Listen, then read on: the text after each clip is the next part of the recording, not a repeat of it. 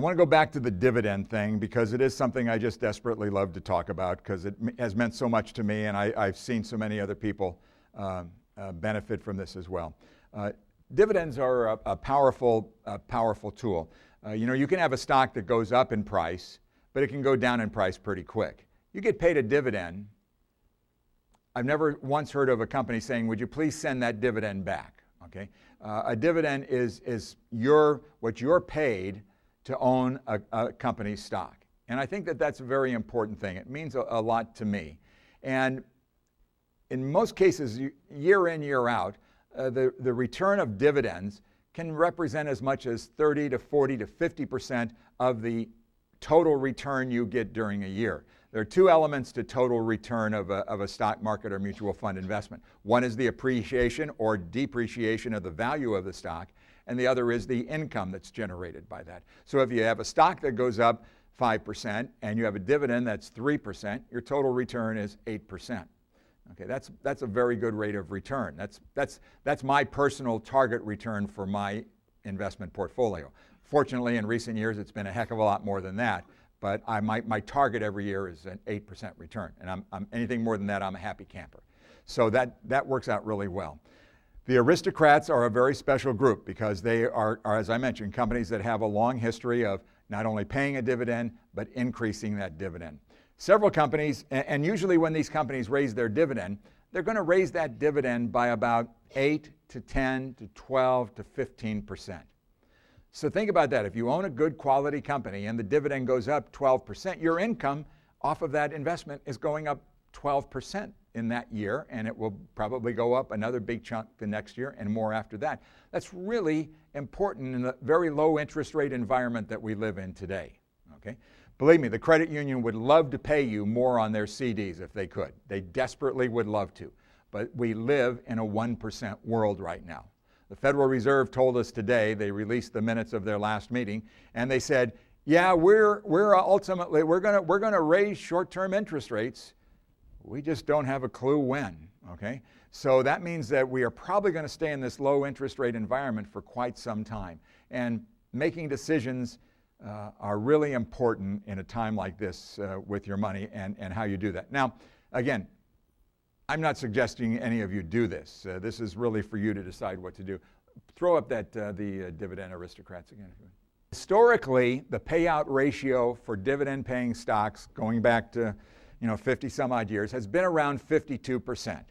52%. Today, the payout ratio on the S&P 500 as a group is about 38%. What's that mean? It means that these companies are sitting on a lot of cash. Trillions of dollars of cash. And some of them are very selectively raising their dividends on an ongoing basis to do that, and others are simply holding back and probably will start doing a little bit later on as the economy keeps getting better. Folks, the economy is, and we all listen, unfortunately, to CNBC too much and all the other cable channels, but the economy is really doing very well in this country right now. We're making a tremendous recovery, and it's been a long, painful recession we've been through, but we are really, really coming back strong, and it's going to get really good in the second half of this year. So we can talk about that a little bit more. But that payout ratio is important because if a company is paying out 100% of their earnings in dividend, that's a problem. They're paying out way too much. I get nervous when a company's paying out 75, 60% actually makes me a little nervous. And as anything above that would be a caution sign that maybe you might not look or cautiously look at a company like that if their payout ratio is well above 50, if it's 60, 70 or higher than that. Let me talk about why Warren Buffett loves dividends so much, okay? Buffett just dearly does love companies that pay dividends. He loves dividends so much that he doesn't pay a dividend to his shareholders, okay? He just loves to collect dividends. He doesn't like to pay dividends, okay? He is, I mentioned, the largest shareholder with Coca-Cola. He's owned that company for he's been investing in that company for probably 30 years, maybe even longer than that. and over the years has invested a pretty sizable amount of money, and the company, fortunately, has been a very good company. I think he's invested about $600 million in Coca-Cola stock over the years, okay? It's worth billions of dollars now, okay? In his letter 2 years ago, he wrote to his shareholders that said by the year 2015, again, he's owned this stock for over 30 years, and he keeps investing in it. By the year 2015, the dividend we will be paid in that year will be equal to the amount of money we've invested in the company.